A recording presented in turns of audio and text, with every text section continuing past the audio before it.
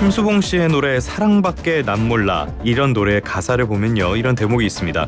어제는 울었지만 오늘은 당신 때문에 내일은 행복할 거야. 이 노래를 우리 주식시장에 접목시켜 보면요, 떠오르는 종목이 하나 있습니다. 바로 삼성전자죠. 국내 시가총액 1위 종목이기도 하고요, 개인 투자자들이 가장 많이 보유한 국내 주식이기도 합니다. 미국 대선 이후 하락장에서도 삼성전자 순매수 1위 개인 투자자였습니다. 삼성밖에 난 몰라, 이런 분위기가 아닌가 싶은데요. 자사주 매입 계획을 발표하면서 주가가 2거래일 연속으로 급등했습니다. 우리 투자자들 어제는 울었지만 내일은 행복할 수 있을까요? 이 부분은 이승우 유신투자증권 리서치 센터장 전화로 연결해서 이야기 나눠보도록 하겠습니다. 센터장님 나와 계십니까? 네, 안녕하십니까? 예, 안녕하십니까, 센터장님. 먼저 네. 이 삼성전자의 흐름부터 살펴봐야 되겠는데요. 어제 코스피가 2% 넘게 상승했는데 역시 삼성전자가 가장 큰 영향을 미쳤다, 이렇게 봐도 되겠습니까?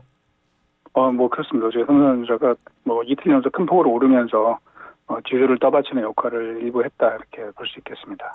다른 호재는 없었나요? 다 아시는 것처럼 이제 자사주 매입을 발표를 했고요. 예. 이게 일단 기본적으로 주가가 더 떨어지는 것을 막는 그런 안전판 역할을 하고 있다, 이렇게 볼 수 있겠습니다. 지금 어찌됐건 삼성전자 주가가 오늘도 약간 강보합 수준으로 거래를 시작해서 56,900원까지 올라간 상태인데, 사실 이 정도 수준도 여전히 적정 주가에 비해서는 많이 낮은 수준이라고 보는 게 맞겠죠? 근데 일단은 그렇게 저희 보고 있고요. PBR이 지금 1배밖에 안 되기 때문에 예. 과거에 한 번도 가보지 않았던 그런 수준까지 주가는 현재 떨어져 있는 상황입니다. 센터님, PBR이 뭡니까? 이게 1배라는 게 무슨 의미가 있는 거죠?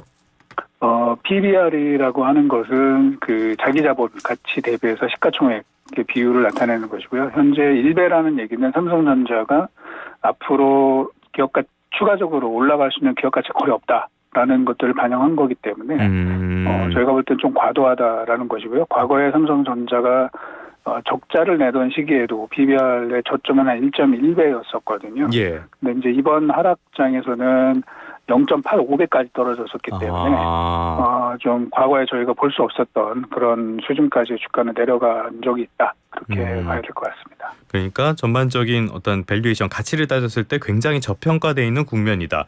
그런데 이번에 주가 반등의 계기가 된 거는 역시 자사주 매입인데요. 이 자사주 매입을 통한 주가 끌어올리기, 이게 옳은 결정이었냐, 이 부분을 두고는 의견이 좀 엇갈리는 것 같습니다. 센터장님은 어떻게 보십니까?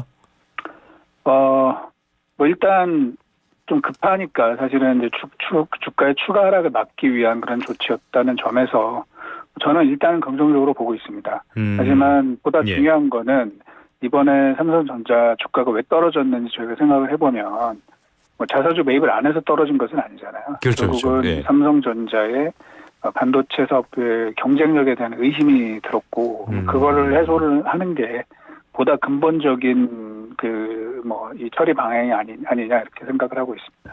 그러면 일단 자사주 매입은 어떤 단기적인 반등 요인 정도, 이 정도로 이해를 하면 될까요? 일단 단기적으로 주가가 하락하는 걸 막겠죠. 계속 삼성전자 주식을 파는 사람들의 물량을 계속 걷어들일 테니까 예. 주가가 추가적으로 하락하는 건 확실히 막는 역할을 할 수 있다, 그렇게 보고 있습니다. 알겠습니다. 센터장님께서 그 다음에 리포트 내신 거, 이게 보니까 대규모 자사주 매입 소각을 해왔던 인텔과 비슷한 상황임에도 자사주 매입 소각을 거의 하지 않았던 TSMC 사례를 되새겨볼 필요가 있다. 무슨 뜻입니까, 이게? 그러니까 이제 결국은 이 반도체 기업, 특히 테크 기업들은 중요한 것은 기술 경쟁력이라는 것이죠. 그 TSMC는 사실은 거의 자사주 매입을 안 하거든요. 예. 일부 그 종업원들한테 나와주는 것 빼고는 거의 지금 안 하고 있는데, 그럼에도 불구하고 이제 주가가 많이 올랐고요. 반면에 인텔은 사실 2010년 이후로 거의 원화로 치면 약 100조 원 정도의 자사주 매입을 했습니다. 예. 결국은 단기적으로 이제 요구하는 투자자들의 입맛에 맞는 조치를 했지만 그 과정에서 기업 경쟁력이 떨어졌고 그게 결국 주가 하락으로 이어진 것이죠. 쉽게 말씀을 드리자면 저희가 이제 제과점에 갑니다. 예. 빵집에 가는데 빵을 잘 만드는 회사가 있고 그 가게가 있고, 또 하나는 빵 맛은 별론데 예를 들면 다른 서비스를 많이 준다는 거죠. 어디로 사람이 모이겠느냐, 이제 그걸 생각을 해보면 예. 결국 중요한 거는 자사주 매입도 좋은 얘기긴 하지만 그거보다는 기술 경쟁력을 확보하는 게 너무나 중요할 것 같다라는 말씀을 드린 것입니다. 좀 거칠게 표현을 하자면은 자사주 매입에 막대한 돈을 쓰기보다는 이거를 기술 개발에 좀 더 쓰는 게 바람직하겠다, 이렇게 봐도 되는 겁니까? 그러니까 자사주 매입이 나쁜 얘기는 아니에요. 나쁜 네네네. 얘기는 아닌데 그 이면에는 기술이 충분히 받쳐준 이후에 이게 이제 돼야지 정말 주가가 올라갈 수 있다라는 말씀을 드리는 것이죠. 알겠습니다. 삼성전자에 대한 이야기 계속 나누고 있는데요. 좀 답답한 게 삼성전자만 계속 좀 안 좋은 상황 이런 것들이 이어지고 있기 때문이거든요. SK하이닉스도 괜찮았고 나머지 말씀해 주신 TSMC나 엔비디아 이런 데도 주가 흐름들이 괜찮은데 삼성전자만 이렇게 계속 겨울인 거 이 격차를 따라갈 수 있는 어떤 계기 같은 건 어떻게 보십니까? 결국은 이제 이번에 전영현 부회장께서 예. 이례적으로 반성문을 쓰셨잖아요. 네네네. 뭐 거기에 뭐 저는 답이 있을 것 같아요. 그래서 결국은 이 회사 분위기를 바꾸고 기술 경쟁력을 강화하는, 즉 근본을 강화하는 쪽으로 노력을 하겠다. 그리고 중요한 거는 뭐 그 반성문의 내용이 아니라 이제 이거를 실행하는 실행 능력이 되겠죠. 그래서 그걸 잘 해 나간다면 삼성이 뭐 가진 기본적인 그 펀더멘탈이 있기 때문에 좀 방향을 바꿀 기회는 있다라고 생각을 합니다. 알겠습니다. 그렇다면 결국에는 기술 경쟁력 회복이 중요하다라고밖에 볼 수가 없겠는데 삼성전자가 용인기흥의 반도체 기술 선점을 위한 최첨단 복합 연구개발단지 이걸 NRDK라고 부르는 것 같던데요. 이쪽과 관련해서 어떤 행사를 열었는데 이 부분에 대해서는 센터장님은 좀 어떻게 보셨습니까?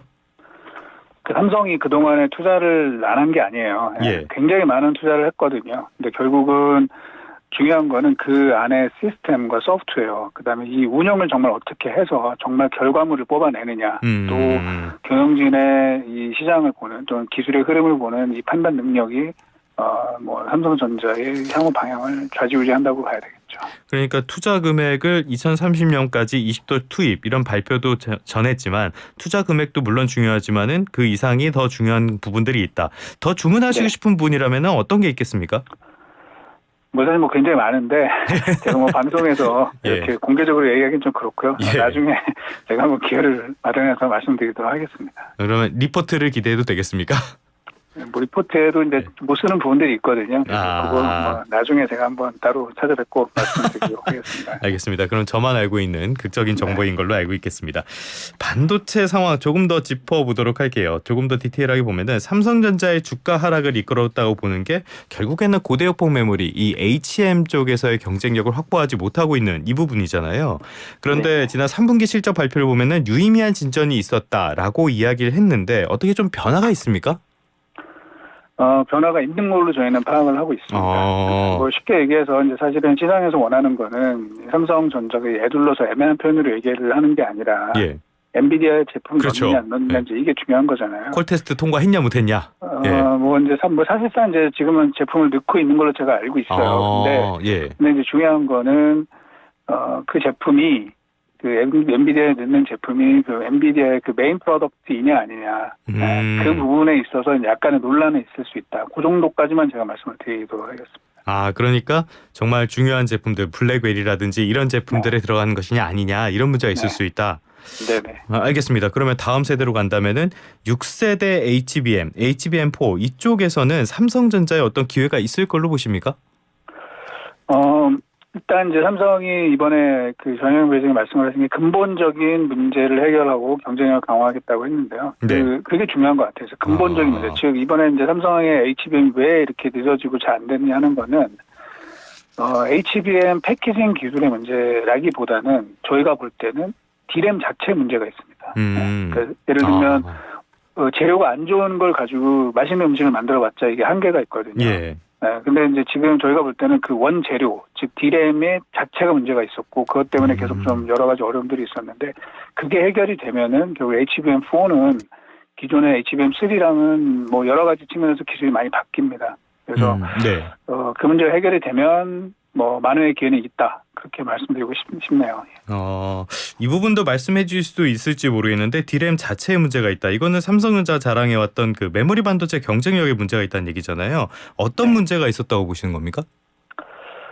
이게 뭐 사실 여러 차례 언론에도 이제 나오긴 했었는데 예를 들면 이 원X 뭐 우리가 그 뭐 10나노대를 이제 원X, 원Y, 원Z 이렇게 얘기를 하잖아요. 원X 때부터 약간 이제 일부 서버 D램이 뭐 일부 반품이 됐다라든지 뭐 이런 언론 보도들이 상당히 있었어요. 근데 예, 예. 그때부터 이게 예전에 삼성전자답지 않다 뭐 이런 부분들이 있었고 그다음에 그 다음 세대 이제 1A, B, C로 가는데 1A에서는 세계 최초 개발을 마이크론한테 역전을 당했고 뭐 이러면서 사실은 원래 그동안에 저희가 알고 있던 거는 뭐든지 반도체와 관련된 세계 최초는 다 삼성전자가 휩쓸었었는데 예. 그런 부분에서부터 이제 과거와는 조금 달라지는 그런 부분들이 있었고요. 그게 결국은 뭐 수율이나 품질 이슈 이런 것들과 맞닿아 있는 부분이 있었던 것 같습니다. 그러면은 지금으로서는 HBM만 문제라고 볼 게 아니라 이른바 레거시 반도체 이쪽 업황 이런 쪽에도 좀 문제가 있다라고 봐야 되는 거 아닙니까? 네, 그렇습니다. 그래서 예. 그 삼성에서 이야기하고 있는 근본적인 문제 그게 결국은 D램 자체 기술이 문제인 것이고요. 예. 그와 관련해서는 이제 최근에 중국의 CXMT를 많이 거론을 하면서 조금 이제 분위기가 좀 좋지 않게 흘러가고 있는데 제가 볼 때는 그 CXMT가 물론 많이 올라오는 거는 맞는데요. 조금 과장돼 있는 부분이 있다. 그래서 뭐 저희가 뭐 신경을 뭐 안 써서는 안 되겠죠. 당연히 CXMT에 대해서 저희가 경계감을 가져야 되겠지만 일부 이제 언론 보도 자체는 조금 그걸 과도하게 해석하고 있는 부분이 있다라고 생각을 합니다. CXMT라면은 중국의 창신 메모리 이쪽 말씀하시는 건가요? 네, 그렇습니다. 알겠습니다.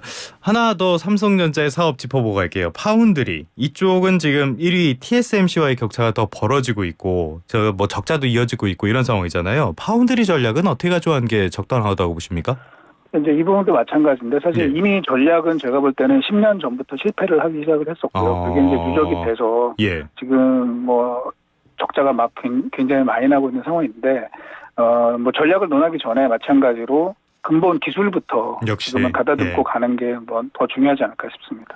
역시 굉장히 근본적인 이야기를 할 수밖에 없게 되는 그런 상황이라고 봐야 될 것 같습니다.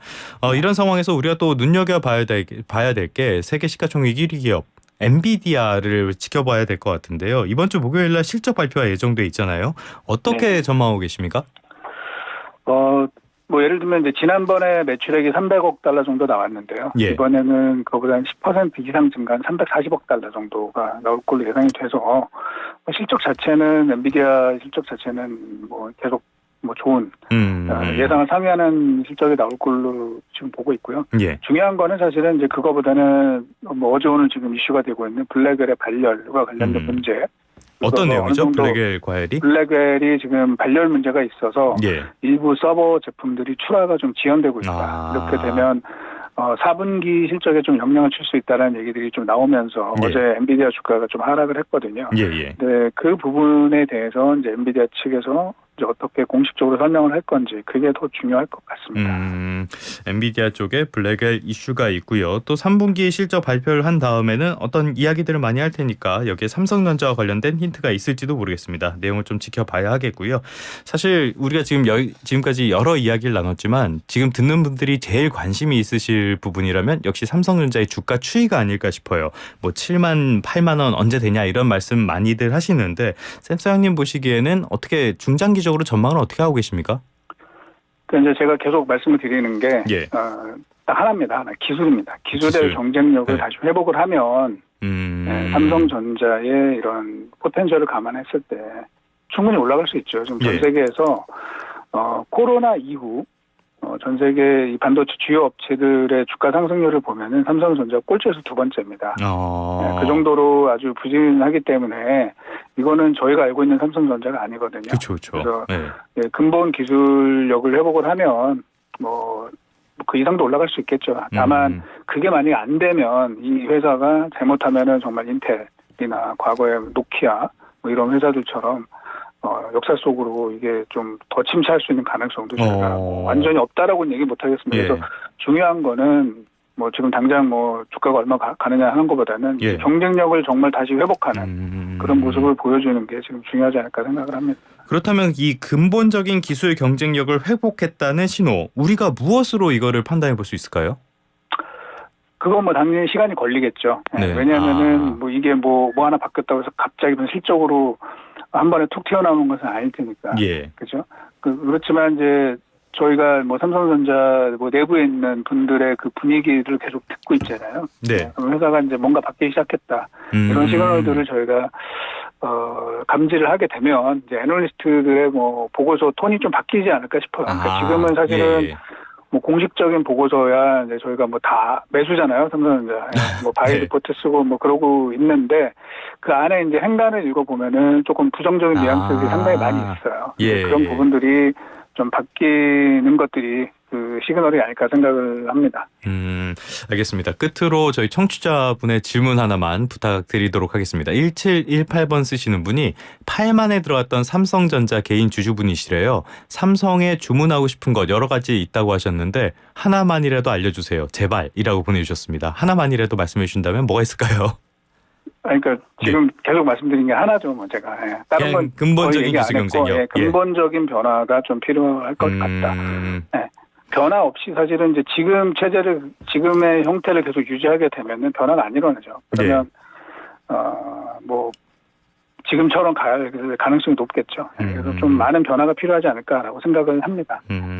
너무나 당연한 이야기지만 너무나 중요한 이야기 지금 계속적으로 해주고 계십니다. 근본적인 기술 경쟁력 언젠가는 회복하기를 기대해 보겠습니다. 지금까지 이승우 유진투자증권 리서치 센터장님과 함께 이야기 나눠봤습니다. 오늘 말씀 고맙습니다. 네, 감사합니다.